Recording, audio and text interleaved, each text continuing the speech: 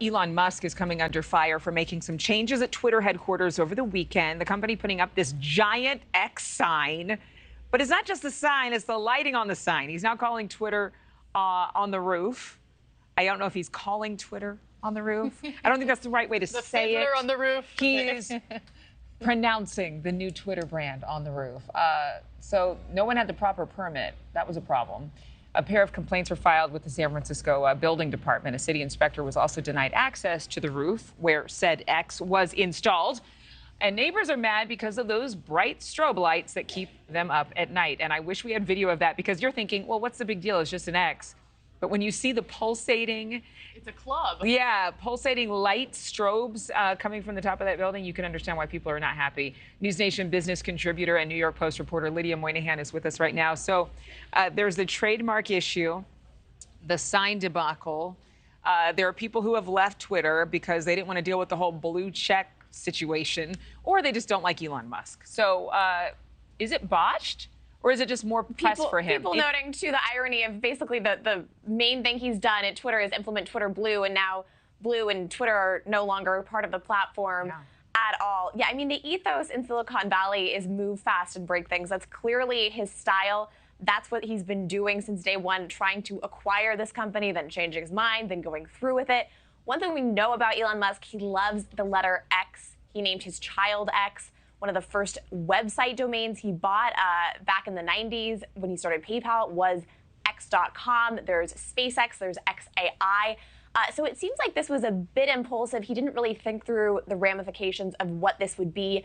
A lot of attorneys, people in the patent copyright infringement space saying this could cost about $100 million in legal fees alone if they decide to move forward with having this X branding. A lot of people already have X-related company names. I'll also note he changed his bio briefly to x.com. When you click on that link, at least as of a few days ago, it took you to GoDaddy.com, and no one had that domain at that point.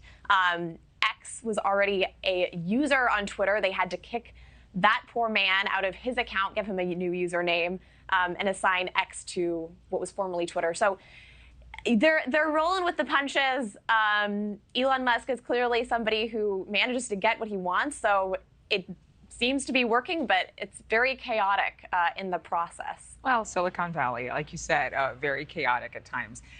Residents now, near the now, that's a fun way to say it, near the now former Twitter headquarters, are complaining about the building. Obviously, this is a pain in the butt. But let's talk about this. The White House launching a website for a new income-based student loan repayment plan. What I couldn't understand is, okay, so the president didn't get his $20,000 forgiveness for all Americans in debt approved. The Supreme Court threw that out. He had to work around a loophole from an old policy from, I believe it was former President George W. Bush, and resuscitated that for debt borrowers who were 20 years in debt or more. But some people are going to get away with paying $0 using this new platform? Adrienne, I think this is something that the White House seems to be doing on its own accord. I guess it's sort of like an Elon Musk changing the branding for Twitter. The White House is kind of going rogue here, it seems, doing what they want to do, asking questions later after the fact. Right, obviously there was the Supreme Court challenge that didn't go through, so I think the White House is just going to move forward, and it gets them political credit. They get some points from voters probably, and from people who want to see this debt forgiven. And if there are legal challenges, I guess they'll just have to deal with that later and blame it on the Supreme Court or whoever it is that wants to take this down. It's just interesting, all these students in limbo waiting for the news, especially if they're under financial pressure. Meanwhile, there's a whole lot of people You're trying to make rent payments, you're trying to figure out your budget, and a huge question mark on that front. So it's very confusing and debilitating for a lot of people who have these loans. Yeah, Lydia, thank you as always. We appreciate you checking in. Thank you for watching. Go to newsnationnow.com to find NewsNation on your television provider. And don't forget to click the red subscribe button below to get more of NewsNation's fact-driven, unbiased coverage.